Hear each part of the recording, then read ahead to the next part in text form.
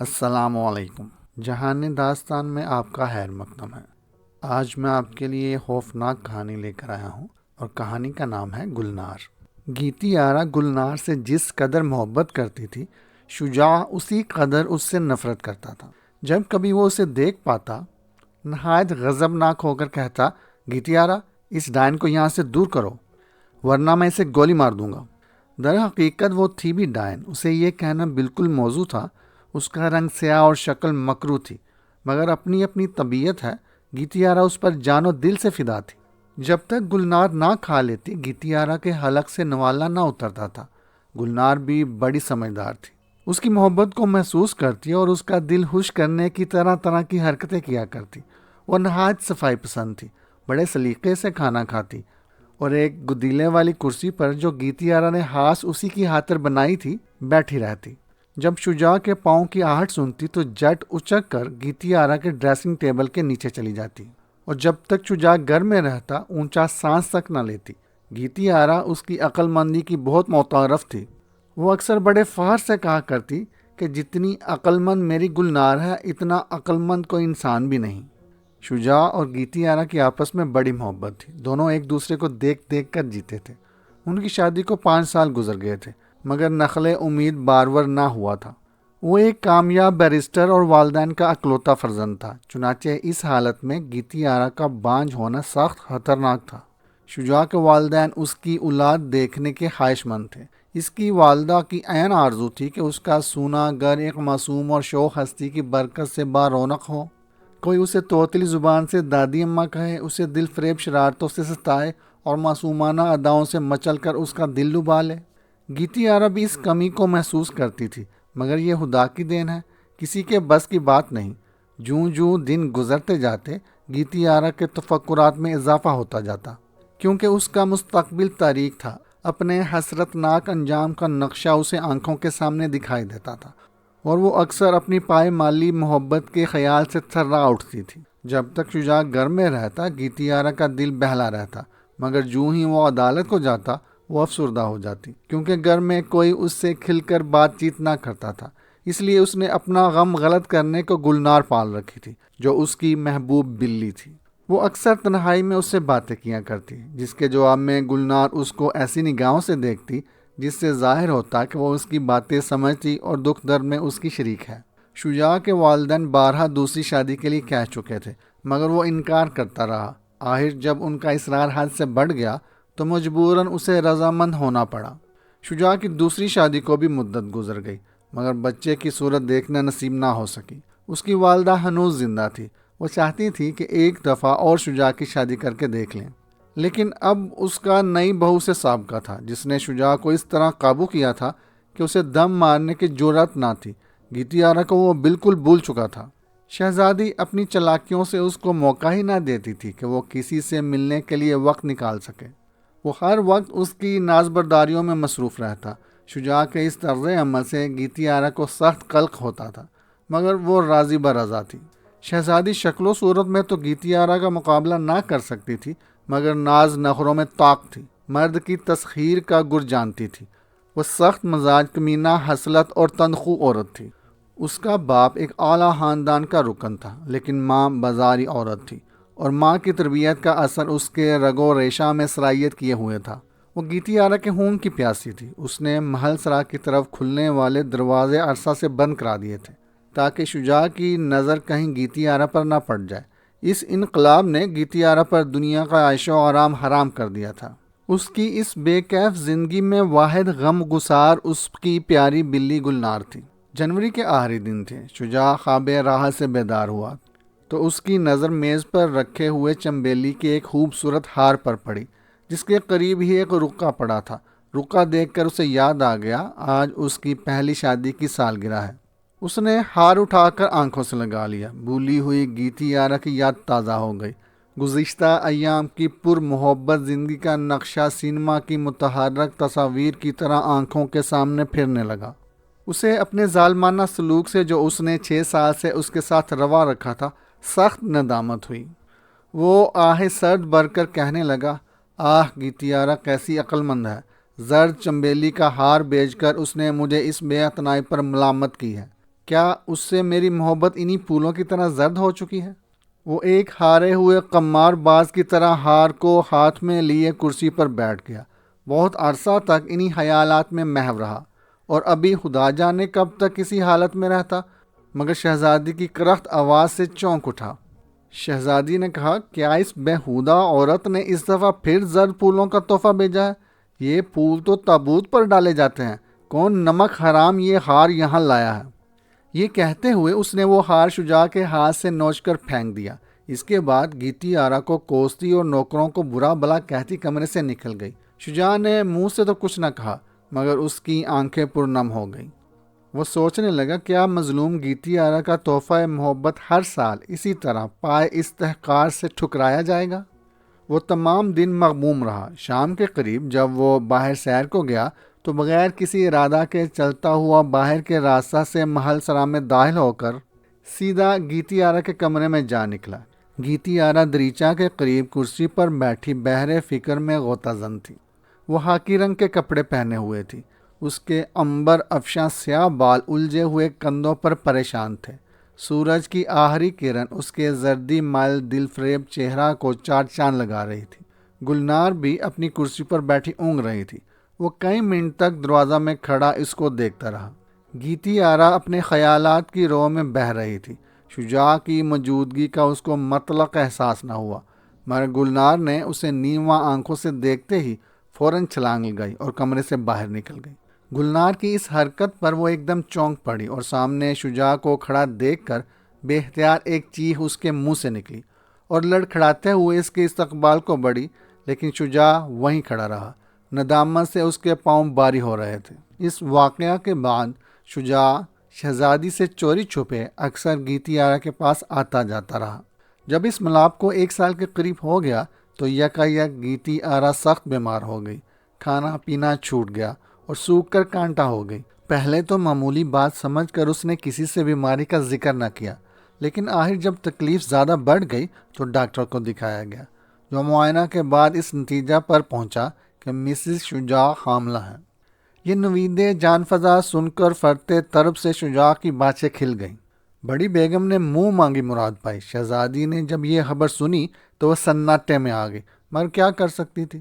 گتھی سلجھنے والی نہ تھی، جل بن کر رہ گئی۔ آخر اس نے اس غداری کا بدلہ لینے کی ٹھان لی۔ شجاع کو خوف تھا کہ نہ جانے اب شہزادی کیا آفت برپا کرے گی، مگر برخلاف اس کے شہزادی نے اسے مبارکباد دی اور اس خبر پر نہایت خوشی کا اظہار کیا، اور رفتہ رفتہ گیتی آرا سے بھی راہ و رسم بڑھا کر اپنی ریاکارانہ محبت میں اسے اسیر کر لیا کہ وہ اس کا دم بھرنے لگی۔ گیتی آرا کا کمرہ بازار کے سرے پر واقع تھا، جس کے نیچے ہر وقت دکانداروں کی کرخت آوازیں، موٹروں اور ٹانگوں کا شور غل بپا رہتا۔ شہزادی اب اکثر اس کے کمرے میں آتی اور دریچے میں بیٹھ کر پہروں اس پر رونق بازار کی سیر دیکھا کرتی۔ شام کا وقت تھا۔ گیتی آرا اپنے کمرے میں پلنگ پر لیٹی تھی۔ شہزادی مسکراتی ہوئی اندر آئی۔ اس کے ہاتھ میں مٹھائی کی ایک پلیٹ تھی۔ شہزادی نے کہا، بہن آج طبیعت کیسی ہے؟ گیتی آرا نے جواب دیا، بدستور خراب ہے۔ شہزادی نے کہا، کچھ کھایا پیا بھی ہے؟ گیتی آرا نے کہا، بہن کھانے کو جی نہیں چاہتا۔ شہزادی نے کہا، اس طرح فاقہ کرنے سے تو بہت کمزور ہو جاؤ گی، لو یہ تھوڑی سی مٹھائی کھا لو، امی جان نے نیاز کی بھیجی تھی، یہ تمہارا حصہ ہے۔ گیتی آرا کی طبیعت آج بہت بدمزہ تھی، اسے متلی ہو رہی تھی، مگر شہزادی کے خوش کرنے کو اس نے پلیٹ اس کے ہاتھ سے لے لی اور رس گلہ اٹھا کر کھانے لگی۔ شہزادی مسکراتی ہوئی دریچہ میں بیٹھ کر بازار کا نظارہ دیکھنے لگی۔ گیتی آرا نے رس گلہ اٹھایا مگر کھانے کو جینا چاہتا تھا۔ اس نے شہزادی کی آنکھ بچا کر سب مٹھائی گلنار کی پلیٹ میں ڈال دی اور خود یوں ہی منہ ہلاتی رہی، اور جب گلنار مٹھائی ختم کر چکی تو گیتی آرا نے شہزادی کو دکھانے کے لیے تولیہ سے منہ ہاتھ پونچھ کر خالی پلیٹ میز پر رکھ دی۔ رات آدھی سے زیادہ گزر چکی تھی۔ یکا یک گلنار کرب و اضطراب سے لوٹنے لگی۔ گیتی آرا کی آنکھ کھل گئی۔ اسے بیدار دیکھ کر گلنار نہایت دردناک آواز سے کراہنے لگی۔ اس کی حالت متغیر تھی، پتلیاں پھر گئی تھیں، سانس رک رک کر آتا تھا اور وہ کوئی دم کی مہمان معلوم ہوتی تھی۔ گیتی آرا کی آنکھوں میں دنیا اندھیر ہو گئی۔ وہ انتہائی الم سے سر پکڑ کر بیٹھ گئی اور بے اختیار اس کے آنسو جاری ہو گئے۔ اتنے میں کسی نے زور سے دستک دی۔ گیتی آرا سہم گئی کہ اس وقت دستک کے کیا معنی۔ آخر دل کڑا کر کے پوچھا، کون ہے؟ جلدی دروازہ کھولو، کسی نے کہا۔ آواز پہچان کر گیتیارا نے فوراً دروازہ کھول دیا۔ شجاع وہ کھلایا ہوا اندر آیا اور کہنے لگا، اف گیتیارا، غضب ہو گیا، جلدی چلو، شہزادی قریب المرگ ہے۔ اس ناگہانی خبر سے گیتیارا کے دل پر دھکا سا لگا، وہ کلیجہ محسوس کر رہ گئی اور قہر درویش بر جانے درویش گلنار کو اسی حالت میں چھوڑ کر شجاع کے ساتھ چل دی۔ گیتیارا کو دیکھ کر شہزادی باوجود انتہائی کرب کے بستر سے اچھل پڑی۔ آہ، تم ابھی زندہ ہو؟ اس کے منہ سے بے اختیار نکلا۔ کیوں، کیا ہے؟ شجاع نے کام کر کہا۔ شہزادی نے مایوسانہ نگاہوں سے دیکھتے ہوئے کہا، میں نے پہلے اس کو مٹھائی میں سنکھیاں ملا کر کھلایا اور بعد میں خود کھایا، مگر تعجب ہے اس پر ابھی تک کچھ اثر نہیں ہوا۔ شہزادی کی زبان سے یہ الفاظ سن کر شجاع تھرا اٹھا، مگر گیتیارا کہنے لگی، بہن، جسے اللہ رکھے اسے کون چکھے، میں نے وہ مٹھائی خود نہیں کھائی تھی بلکہ گلنار کو دے دی تھی۔ آہ، وہ بیچاری مجھ پر صدقے ہو گئی، اب تک یقیناً مر چکی ہوگی۔ شہزادی نے اپنے خشک لبوں پر زبان پھیرتے ہوئے کہا، آہ، تم زندہ ہو اور میں اس دنیا سے نامراد جا رہی ہوں۔ افسوس، صد افسوس۔ اس کی آنکھیں بے نور ہو گئی، ناک ٹیڑھی اور اعضاء بے حس و حرکت ہو گئے۔ وہ کئی منٹ تک بالکل خاموش رہی۔ یکایک اس نے اپنی سب قوتوں کو یکجا جمع کر کے پھر آنکھیں کھول دی اور اپنی نظریں بحال کر کے کہنے لگی، گیتیارا، تم خوش ہوگی کہ میں مر رہی ہوں، لیکن یاد رکھو، میری روح تم سے ضرور انتقام لے گی۔ اتنا کہتے ہی اس کی گردن کا منکا ڈھلک گیا اور روح تن سے جدا ہو گئی۔ شہزادی کی تجہیز و تکفین کے بعد گیتیارا جب اپنے گھر گئی تو یہ دیکھ کر اسے تعجب کی انتہا نہ رہی کہ گلنار صحیح و سلامت اپنی کرسی پر بیٹھی ہوئی ہے۔ اس حادثہ کے 2 مہینے بعد خدا نے گیتیارا کو چاند سا بیٹا عطا کیا، مگر افسوس یہ خوشی ان لوگوں کو زیادہ دیر تک دیکھنی نصیب نہ ہوئی۔